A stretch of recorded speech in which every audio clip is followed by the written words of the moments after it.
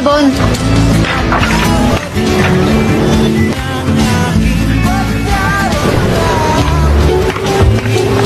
Uy!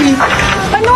Pabili ka ako akong sabon. Nakatitig ka na naman sa cash mo eh. Nung isang araw, mali pa yung sukli mo sa akin. Uy, binalik ko naman yung sukli mo ah. Oo nga, binalik mo nga. Pero ang punto ko, bakit di ka na lang kaya umamin dyan sa crush mo? Tingnan mo ang pogi-pogi niya.